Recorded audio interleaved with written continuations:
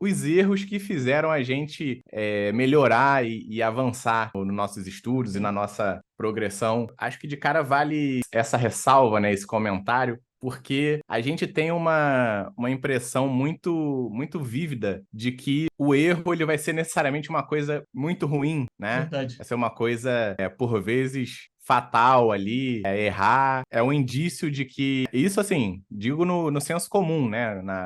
Sim.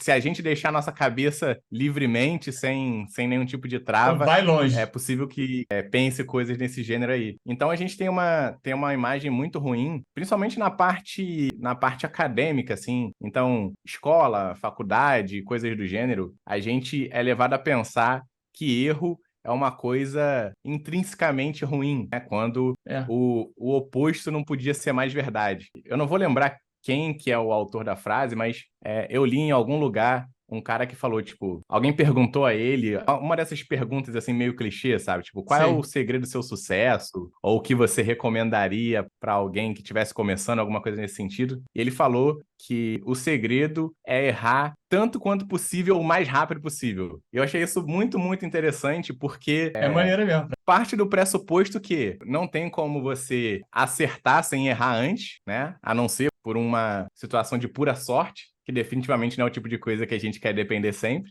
mas de uma maneira constante, de uma maneira confiável, não tem como você ir muito longe sem necessariamente errar muito no começo. Então, ele recomenda que se erre o mais rápido possível para você, o mais rápido possível chegar na fase do acerto. Então, achei uma coisa interessantíssima aí. E assim, como muita gente que deve estar assistindo a gente ou ouvindo e tal, por muito tempo, assim, muito tempo de verdade. Eu tive muito problema com a sensação de estar errando, sabe? Uhum. Seja no sentido de estar errando porque eu acho que poderia fazer mais ou deveria fazer mais, Sim. né? Seja por estar errando mesmo literalmente, de tentar resolver uma questão e só errar. Então eu tive muito problema com isso por muito tempo. Em um dos podcasts, eu lembro que eu até comentei isso, porque quando a gente, no caso eu, o Júnior, nosso grupo de amigos, a gente se reunia para poder resolver questões. Muitas vezes eu me sentia super atrasado em relação ao resto do grupo,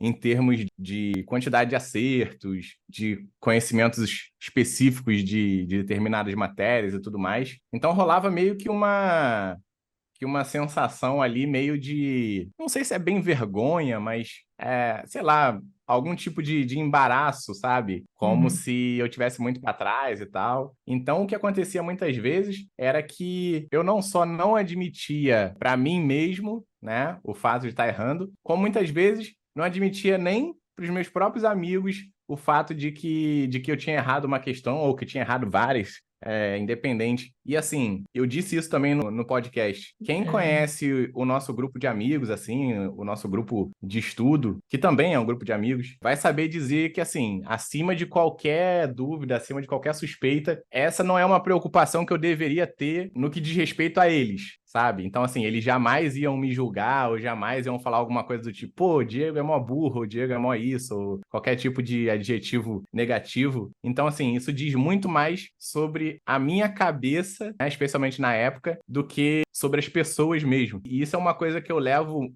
muito pra mim, assim, porque não só esse erro pode meio que travar a gente no sentido de se a gente não aceita que vai Uhum. errar, a gente não meio que não se abre para a possibilidade de acertar, né? Porque É. muitas vezes a gente prefere nem fazer nada do que a possibilidade de estar errado, ou, enfim, de ficar frustrado com alguma expectativa e tal. Então, isso foi uma coisa que me marcou muito, porque, assim, primeiro que não tinha zero necessidade, como eu falei, porque eu tive uma sorte muito grande com os meus amigos e com o nosso grupo de estudo, porque jamais isso ia acontecer, sabe? Não ia acontecer nenhum tipo de julgamento. Então, assim, eu sinto que eu perdi incontáveis oportunidades de progredir e de melhorar ali nos estudos, simplesmente porque estava com medo de errar. Sabe? Sim, tava com medo de errar e tava com medo de deixar óbvio que eu errei, Aham. sabe? Isso foi uma E coisa que eu só aí, descobri quando você falou no podcast. Foi um dos primeiros. Esse foi até um do que você fez até sozinho, inclusive,